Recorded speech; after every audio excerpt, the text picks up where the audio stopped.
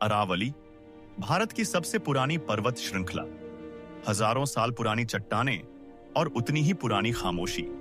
लेकिन आज ये पहाड़ इतिहास नहीं सुना रहे। आज ये एक नरसंहार की गवाही दे रहे हैं। एक ऐसी रात की जिसे जानकर आपकी सांसें थम जाएंगी।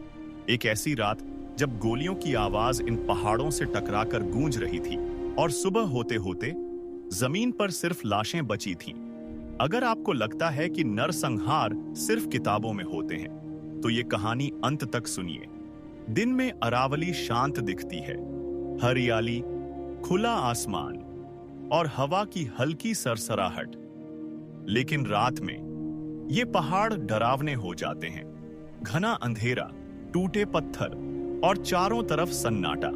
इन्हीं पहाड़ों के बीच कुछ छोटे छोटे गांव बसे हुए थे। गरीब लोग, मजदूर परिवार जो बस अपनी जिंदगी जीना जानते थे। उन्हें क्या पता था कि यही पहाड़ एक दिन उनकी कब्र बनेंगे। अगर आप ऐसी सच्ची और दबा दी गई कहानियां जानना चाहते हैं तो चैनल को सब्सक्राइब कर लीजिए। ये सब एक ही रात में नहीं हुआ। इस नरसंहार की जड़ें कई महीने पहले फैल चुकी थीं। जमीन को लेकर विवाद, खनन माफिया और कुछ लोग जो अरावली को मां नहीं सिर्फ पैसा समझते थे। स्थानीय लोग इन पहाड़ों को पूजते थे, लेकिन बाहर से आए लोग इन्हें सिर्फ एक सौदा मानते थे। धीरे धीरे धमकियां मिलने लगी। कहा गया, इलाका खाली कर दो। कुछ लोग डर गए, कुछ चुप रहे और कुछ डटकर खड़े हो गए। और यहीं से मौत ने अपना रास्ता चुना। गांव के बुजुर्ग आज भी कहते हैं, उस रात हवा कुछ अलग थी। कुत्ते बिना वजह भौंक रहे थे। जंगल बेचैन था, जैसे कुछ भयानक होने वाला हो। रात के करीब 2 बजे अचानक पहाड़ियों से गाड़ियों की आवाज आई, भारी, तेज और डरावनी। फिर एक गोली चली, फिर दूसरी और फिर चीखें। लोग नींद से उठे तो सामने मौत खड़ी थी। घरों में आग लगा दी गई, औरतों को घसीटा गया।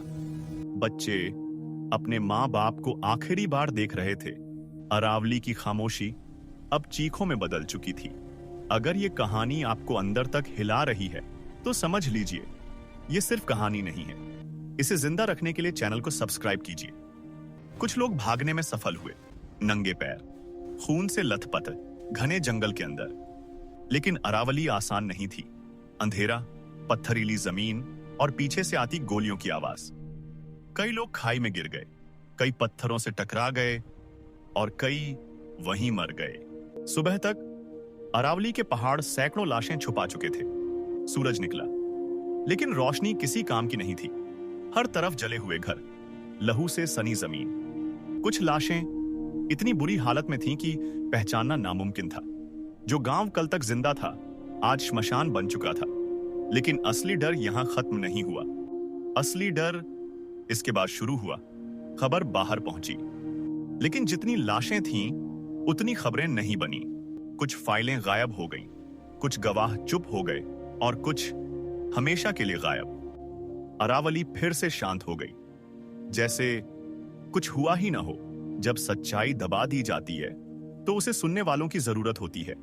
अगर आप उन लोगों में से हैं तो चैनल को सब्सक्राइब कीजिए। जो बच गए उनकी जिंदगी मौत से भी बदतर थी।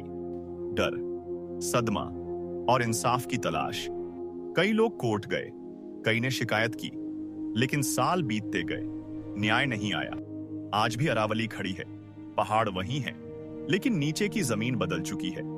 जहां कभी गांव थे, आज मशीनें हैं और उन लोगों की यादें सिर्फ हवाओं में। सवाल यह नहीं है कि नरसंहार हुआ या नहीं, सवाल यह है, क्या हम उसे भूल चुके हैं? अरावली के पहाड़ आज भी खामोश हैं, लेकिन जो ध्यान से सुने उसे आज भी उन चीखों की आवाज सुनाई देती है। क्योंकि कुछ नरसंहार जमीन के नीचे नहीं, हमारी यादों में दफन होते हैं। और याद रखना, इतिहास वही नहीं होता जो लिखा जाए। इतिहास वो भी होता है जो जानबूझकर मिटा दिया जाए।